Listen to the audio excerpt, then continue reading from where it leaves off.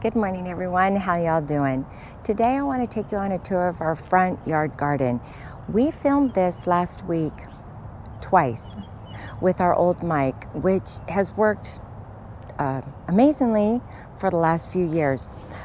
We came in and started to run the film and to start to edit it, and it had not recorded.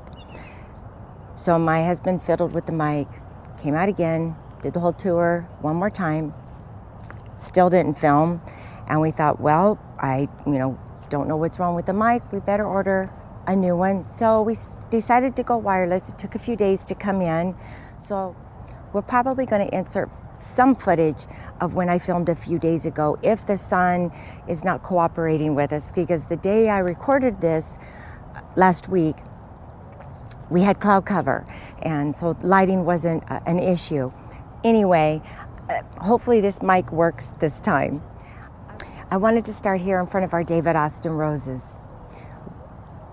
I have 3 Olivia Rose Austin here and a Cardine mill tree that the sun's already starting to shine on. I've already come through and deadheaded quite a bit of blooms, and we used 1 whole yard of compost. Every flower bed in our front garden has been mulched, and we used compost, and we actually used the entire yard except for 1 small wheelbarrow. And now that the drip has been on a few times, I can see that I could have probably put more mulch, because you can see some of the tubing. Every year I get Japanese beetles on this rose, but not the Cardine mill. And from what I've read about them, there's nothing you can do about them except for pick them off. I was going to show you, I think there's one right here, or a few. And so you can come through and put them in some soapy water. We took a rose pruning class from Belmont Nursery earlier this spring, and I had asked about the Japanese beetles and what can I do to keep them at bay, and the guy just smiled and said, nothing. And they also prefer lighter colored roses, and they mostly come during the first flush. So any roses that come up after this, they're normally not here, but it's always the first flush that's the most beautiful, right? Anyway, I wanted to show you here. Here's a real pretty one that hasn't been taken over by Japanese beetles. Here's another one. Aren't they beautiful? So it's just something that I have to come out here every morning, and sometimes at dusk, and I'll try and pick them off, but they're a bit annoying because they do kind of destroy the petals and the look of the rose. Anyway, I do my best to keep them off the roses.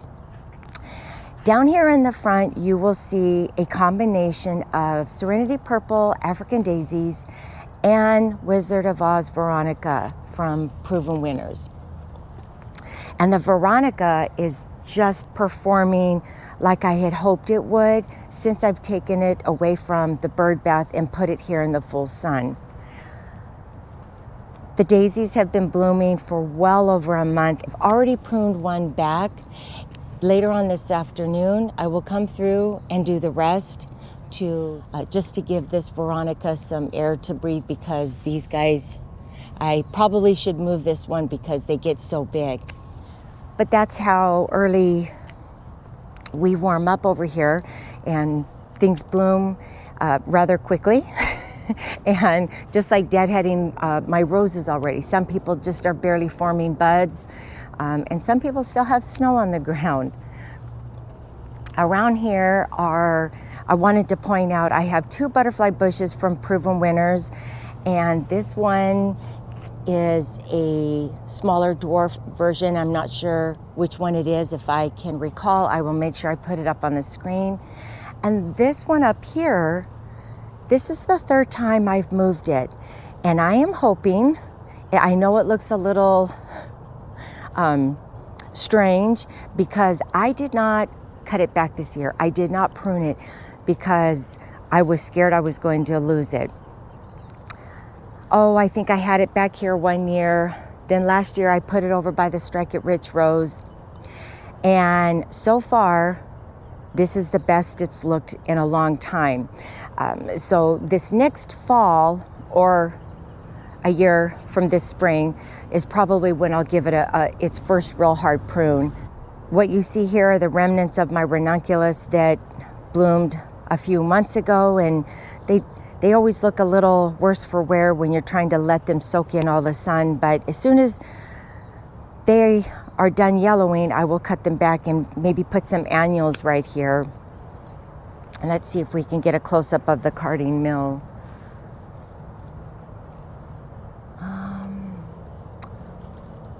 They're so beautiful, and the scent is just amazing. Right here is where we had a red fountain grass that I pulled up because when it became mature, it would grow so big that it would smother the society garlic. And what you see is my evening rose hibiscus that I think is trying to come back. I'm not ready to give up on it. The two that I have in our backyard garden, the growth is already this tall. That's what it should look like. I'm going to give it a few weeks to see if it'll push more growth. I've been to the garden centers and nobody has hibiscus yet. So the jury's out on if it's going to survive and if it's going to look like much, but I'm not ready to give up on it. This little coneflower here, I have to tell you, I had this whole area lined with coneflower. I trimmed them back late fall. When early spring came around, I looked at them. This has been my second time planting it, and it looked dead. And I was kind of pushing around the soil, and I thought, I do not know how to grow these plants. So I started just pulling them up. Well, I must have forgotten about this one, and all of a sudden it started breaking dormancy. And so I thought to myself, I probably shouldn't have pulled those other ones. I just bet that's what they look like during the winter. So I'm going to pick up some more, put them here, and next year when they look like that, I'll be sure not to touch them. This flower bed is probably given me the most grief, and that's because I have struggled to find out what can thrive here. The candy corn spirea I used to have on the back wall here in front of the, Rock and Play in the Blue salvia. Where the heuchera was is where the salvia used to be.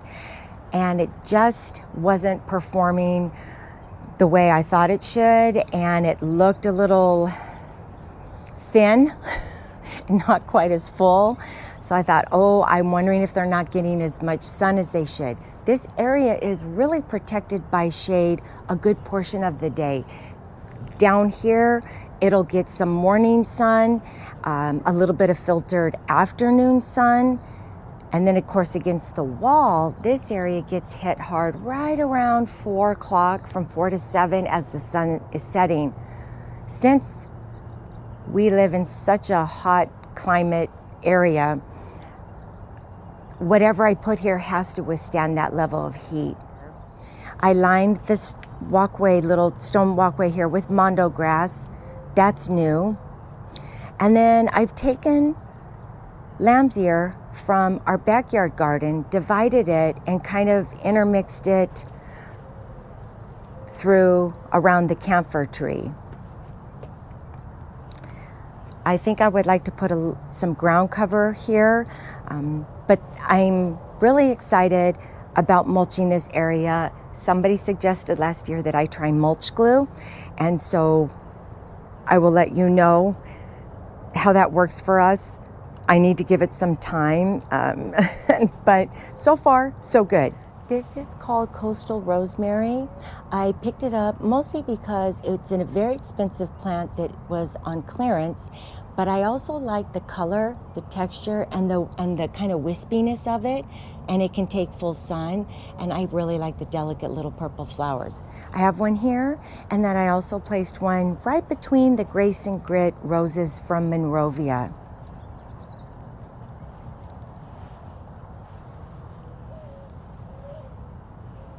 Last fall, I planted light pink and I want to say dark pink, but it's more of a purple snapdragon. And I have to say, snapdragons during the fall, those and violas, I like planting right here. They look the most full. Violas, for me, do a little bit better than pansies. But this year I decided to do snapdragons, and every other week I will come through and deadhead. So one week I'll come through and do all these snapdragons, and then the following week I'll do the other side. I think I'm done deadheading them for this season because already out in our garden centers we have vincas and zinnias. We've had 80-degree days. We even had an 87-degree day. So as soon as we have consistently warm weather, these will begin to fizzle out. And we're having a get-together for my son's college graduation. So I think I might land up pulling these out and getting zinnias in here before we have our get-together. I'm not sure. It depends upon the weather. We're having 80-degree days right now, and in a few days we're going to drop down to the 60s and maybe get some rain. So we'll see. But I love how they perform every year right here in our walkway. This flower bed right here, there's so much I'm proud of, and there are some empty spots that I'm kind of waiting to fill in. I think I said in a video or two ago, I kind of wanted to rework part of the flower bed. We planted dianthus a few years ago, just the small little 4-packs from Home Depot. And I've lost a few throughout the years, and I've come through and replaced them, but I cannot say enough good things about dianthus. It performs so well for us here in our hot, dry climate. Our front flower beds right here face south. This is our family room right here. And although we have a huge Japanese maple right here, it does get hit with some morning sun that's getting ready to come up over the house. And then all day as the sun sits, it just beats on this area. And so these have never burned or crisped up, and they flower beautifully. And probably within the next, month, I'll probably have to come through, trim them all back. I normally do that at least twice during the summertime. Right here I added Japanese forest grass, which is new, and lamium, and this is an area where you could tell I need to add a little bit more compost and mulch right here. And I feel like this is going to do so much better than the Veronica that we had around the bird bath. Our Let's Dance Blue Jangles hydrangeas and the early blue hydrangeas are just now beginning to bud up. Our Merit Supreme in our backyard garden are fully budded up, which is strange how these are just now starting to, and the ones in the back, and maybe because those are a little bit older and more mature. This is our Limelight Prime hydrangea, and this I think is his 3rd season in the ground, and it's doing well. And also another new addition that we added are Boscabelle roses. I did not think we would get any buds till maybe the summertime, and every rose has buds on them. Now you're going to see some white spots on some of these roses. It's not powdery mildew, it is hard water.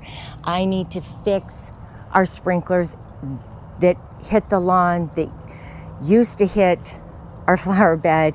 We've added much more drip in this area, and I want to try and get the sprinklers off the roses. Back here are the 3 red fountain grasses that I had to replace because I killed the others. I trimmed them in the fall and divided them, and I probably should have waited in the spring. And those are coming along real well. And this area right here where it's kind of bare, I've pulled all the lantana and placed them right here. I'm not sure if this one's going to come back off to the side, but what was happening with the red fountain grass, let me stand back here so you guys can see. By the time this gets, and it can get almost as tall as me, it was pushing on the lantana over here and right off to the side on the third one over there. And what would happen, you wouldn't see the lantana. And when I would lift the grass up, you could see all the lantana had, laying on its side. And I thought, well, let's just pull that all up. Let's see how mature these guys get. And then I'll know where to plant something in front of it. I think I saw a snowball viburnum, so beautiful at the garden center the other day. I thought maybe I could put one of those right here. This is our Strike It Rich rose, which is absolutely stunning and huge. I did trim it way down during the winter, but the scent and the color, it's so beautiful. Let's see, can I show you another bloom? Look, here's another one. Oh, they're so stunning. Absolutely beautiful. I love this rose tree. And also I did want to mention, I don't know, is it called Storm Cloud? Oh, I don't even want to get the name wrong. I will make sure that I put it up on the screen. I have 3 verbena here in the front that I'm trying my hands at, and we will see how that performs. And here's one of the last of our ranunculus. I got to trim these back. And within just a matter of a few months, all the agapanthus will begin to bloom. I'd say around June, July is when they put their show on of all their big purple blooms. And then these are the sunshine ligustrum that I just recently pruned back. This is the begonia border. That was a bit of an experiment that I tried last year. They've been in the ground now a full season, and you can tell the ones that didn't make it versus the ones that are older, because these are all very, very mature and much more full. I would say about 85% came back, which I think was a good experiment. I'm trying to plant things under here that are more perennial and that I don't have to keep replacing. Annuals are very expensive, and I try to keep those in certain areas of our flower bed. These will look like this almost nearly year round, except for in the dead of winter, they don't flower quite as much, but I have to say their blooms are just consistent. And this area right here, although the morning sun is catching it, all this area is shaded for a good portion of the day, except for just as about the sun is setting, it can get hit very, very hard. And I think that's why the Hakonachloa does much better around here, and then this area doesn't do quite as well, and that is probably because it gets hit with our afternoon sun. I'm not sure.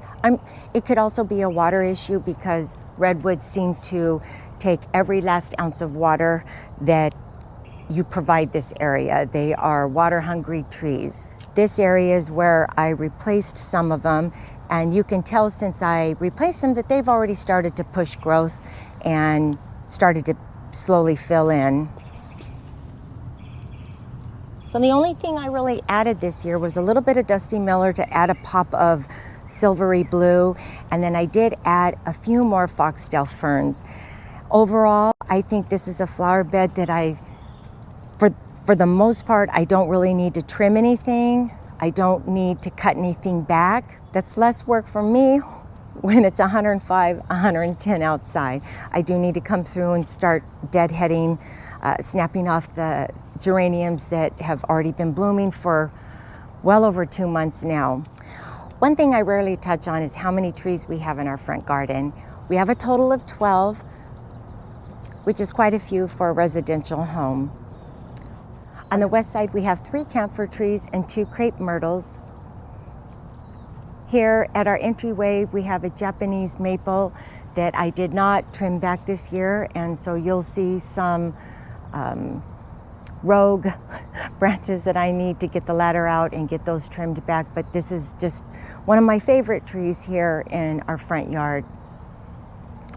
I have the Avondale back here, right here between the dianthus, another Japanese maple right over here near our kitchen window, 3 redwoods, and then the Keith Davies Chinese pistache, which is here in our park strip. That's what I call this little grass area, is the park strip.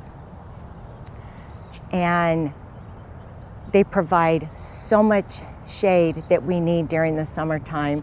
Even though the camphor trees are messy, I think I'm just willing to put up with them because of all the shade they provide us. Thank you guys so much for watching. I hope you're having a wonderful day, and we'll see you soon. Bye.